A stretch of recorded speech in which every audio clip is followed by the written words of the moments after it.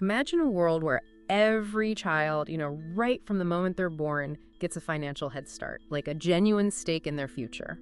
It's an idea that could really fundamentally reshape economic opportunity. Yeah. So today, we're taking a deep dive into baby bonds. It's this powerful concept designed to give every child a real foundation for their future. And we're going to explore this idea alongside, well, the timeless principle of compound interest and, let's face it, the undeniable importance of financial literacy. Absolutely. It's a combination that really does have the potential to unlock generational change, I think.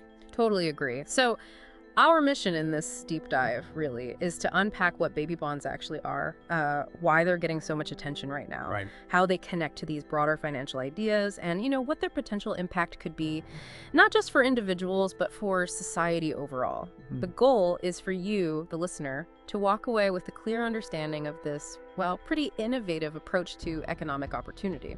Okay, so let's dive right in. The fundamental question: what exactly are baby bonds? Okay, yeah, let's get to the core concept. Yeah. When we talk about a baby bond, what we're really referring to is a publicly funded trust account. It's set up for children basically right when they're born. Right. The whole idea is to create this kind of economic birthright to capital for every single child, giving them a financial leg up from day one. And that leg up, that head start, it isn't just like a check in the mail. It's capital specifically designed to be accessed later on, when these kids reach adulthood, and used for wealth building opportunities. We're talking about really crucial life milestones here, like funding higher education, maybe making a down payment on a home, or even starting a small business. Right. The main aim is creating pathways to opportunity that aren't limited just by, how much wealth your family already has. It's fascinating, too, because this isn't a completely brand new idea, is it? No, not at all. We've actually seen early versions of these baby bond type things in other countries. What can we kind of learn from their experiences? That's a great point. Yeah, early versions popped up in places like Singapore and the UK back in the early 2000s. Okay. So, for example, the UK had these tax-free child trust accounts. They were for babies born between 2002 and 2011. The government made an initial deposit, and the idea was to make sure all children grew up knowing they had a financial stake in society. It was about more than just the cash. It was about fostering the sense of belonging and, future prospects. That idea, that sense of belonging and opportunity, that really brings us straight to the driving force behind the renewed interest in baby bonds now, especially here in the U.S. Yeah. It really seems to boil down to tackling these huge wealth disparities we see. Precisely. I mean, in the U.S., the wealth you're born into, your intergenerational wealth, it massively impacts your access to everything. Good education, decent healthcare. And this often leads to disadvantages that last a lifetime, particularly for kids born into low-income families. It just keeps these cycles of poverty going. It's a massive challenge. It really is. And that's exactly where the idea of baby bonds gets its modern traction, trying to break that cycle. What's really interesting here is how economists William Barrety Jr. and Derek Hamilton really kind of put this concept on the map back in 2010. What was their proposal all about? Okay, so they proposed a system using publicly backed financial assets. The amounts varied, say, from $500 up to maybe $50,000 for every child born in the U.S. Wow, that's a big range. It is. And crucially, the amount was inversely related to family income. Meaning the poorest families would get the largest bonds. It was designed specifically to target those most affected by wealth inequality. A really progressive approach trying to, level the playing field a bit. And there have been simulations, right, looking at what the potential impact of a policy like this could be. They've shown some pretty compelling results, haven't they? Oh, absolutely. Like, what did Naomi Zood's 2020 simulation suggest about, say, the racial wealth gap? Yeah, her work was really interesting. Her simulation suggested that a federal baby bonds policy could significantly narrow the wealth gap between young white and Black Americans. How significant? Well, for example, it projected the median wealth for young white Americans at around $79,000 compared to about $58,000 for young Black Americans with the policy in place. That's a huge reduction from the current disparities. Wow. It really indicates the policy's potential power to create more equitable financial starting points, Yeah, definitely. And putting that into even broader context, the Urban Institute did some modeling just this year, 2024, on the American Opportunity Accounts Act. That's a federal baby bonds proposal. Right. Their work also showed a projected increase in wealth for all American families. But the key thing there was how much more Black and Hispanic families stood to benefit, relatively speaking. That's exactly right. Their modeling estimated the average account balances at age 18 would be something like $26,000 for Black individuals, $27,000 for Hispanic individuals, and maybe $18,000 for white individuals. So everyone gets a boost, but it disproportionately helps close those bigger gaps. Exactly. It directly addresses the most significant existing gaps. And beyond just the dollar amount in the account, what other financial changes did these models predict might happen? Well, they also predict things like a reduction in student loan debt, especially, it seems, for Hispanic women and Black men. Interesting. Also an increase in home equity down the line, and even some growth in retirement savings. So it's not just about getting a lump sum at 18. Right. It's about potentially altering those long-term financial paths and expanding life choices in a meaningful way. And speaking of real-world impact, this isn't just theory anymore, is it? There was federal legislation back in 2018 that kind of paved the way for states and cities to try this out. That's correct. So where are we now with that? Well, today, there are actually more than 20 states offering some form of baby bonds to newborns. Connecticut, Washington, D.C., Maine. They were among the first out of the gate. Okay. So yeah, it's moved from just being a concept to active implementation, Yeah. though the programs vary quite a bit. And what are we learning from these early programs? Are there evaluations coming out? I remember reading something about Connecticut. Yes, exactly. The early evaluations are quite promising, particularly when you look at the psychological benefits. Yeah. That 2023 survey from the Connecticut Treasurer's Office you mentioned, Yeah. it found that families who actually knew about the program reported feeling less financial anxiety and more optimistic about their kids' futures. Wow. It's this psychological dividend, as some researchers call it. It's incredibly powerful. Gives people hope and genuinely reshapes how they see their children's prospects. That's huge. But didn't that same survey also flag a pretty big challenge? It did, unfortunately. Yeah. It really underscored a critical need for better outreach. How bad was it? Well, only about 27% of eligible families in Connecticut even knew the program existed. Oof, less than a third. Yeah. It just highlights that for these programs to really work, you need effective communication and easy access, just as much as you need the funding itself. Awareness is key. Okay, so if outreach is a hurdle, that really puts the spotlight on getting the actual design of these programs right from the start. Absolutely. What has the research, like from the Urban Institute, told us about the essential pieces needed for baby bonds to actually make a real dent in, say, racial wealth inequities? Right. They've looked at this closely and identified 6 key components they see as essential. First off, universal eligibility. Meaning everyone gets one automatically. Pretty much. Automatic enrollment for all children born in the U.S. or, whatever jurisdiction is running the program. The reason this is so critical is it ensures no kid misses out because of tricky paperwork or their parents not knowing or complicated applications. Everyone gets in. Okay, that makes sense. Cast the widest net possible. What's number 2? Second, the policy needs to be financially progressive. So while everyone gets an account, the initial deposits should be larger for children from lower wealth households. Ah, so back to that Darity and Hamilton idea. Exactly. This directly tackles those existing disparities by putting more capital where it's needed most to actually help close the wealth gap over time. Okay, and then once the money builds up over, say, 18 years, how should people be able to use it? What's the third component? Third is flexible use of funds. So when the person reaches adulthood, they should be able to use the money for a variety of wealth-building activities, not just locked into one thing. Like what kind of things? Things like education, buying property, starting a business, even putting it towards retirement savings. This flexibility is important because, not every investment makes sense for every person.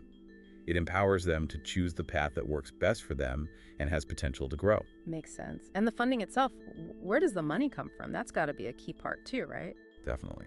Fourth, it has to be publicly funded. The government finances these accounts, not the families themselves. Why is that important? Well, ideally, the federal government is seen as the best source for scale, allowing for bigger endowments and wider coverage. But the key is that it's public funding, so the program isn't depending on individual families contributing, because that would likely just worsen the existing inequalities. Right, okay. And what about the actual amount of money? Does it need to be a significant chunk to really make a difference? Yes, absolutely. Yeah. That's the 5th component. Yeah. A substantial endowment. The accounts need to build up enough money to meaningfully expand opportunities. Enough for, say, a real down payment on a house, or to cover a significant chunk of tuition. So not just a token amount. Exactly. You need financial professionals to model what kind of seed money, annual deposits, and projected growth rates are needed to hit those meaningful target balances. It has to be genuinely impactful. Okay, and the last one, number 6. It focuses on who actually controls the money, right? It seems obvious it should be the child, but why is that spelled out as a key component? That's a really crucial point. The 6th component is the individual recipient. The child, when they become an adult, is the ultimate beneficiary and the one who decides how to use the funds. Not the parents, not the guardians. Why is that distinction so critical? It mirrors successful programs like the GI Bill, which gave returning service members direct control over funds for education and housing. It empowered them. If parents or guardians could access the funds earlier, there's a real risk the money could get used for other household needs, diluting the core purpose of building individual wealth for that child's future. It's about ensuring genuine economic autonomy for the young adult recipient. Those are 6 really solid principles. But, like any big financial idea, there must be risks involved, right? What are some potential downsides or challenges people raise? Oh, absolutely. There are always risks. Market fluctuations, for one. The growth of these accounts depends on investment returns, so the final amount could vary. It's not a guaranteed number.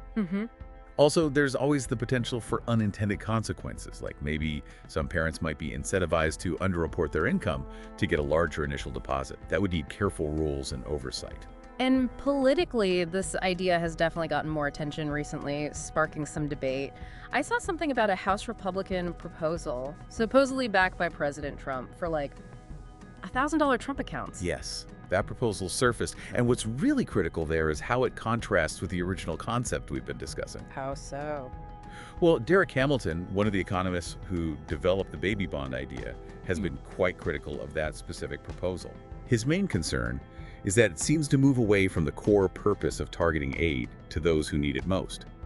By offering a flat amount to everyone regardless of income, it doesn't have that progressive element designed to close existing wealth gaps, which was central to his and Darity's original vision.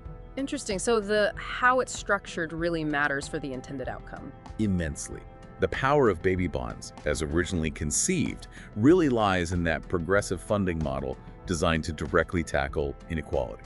Okay, this brings us really nicely to another vital piece of this whole picture: the power of financial literacy and compound interest. Yes. Because having the baby bond gives you the initial capital, but understanding how money actually grows, that's equally important, isn't it? Oh, absolutely essential. Compound interest, Einstein supposedly called it the 8th wonder of the world.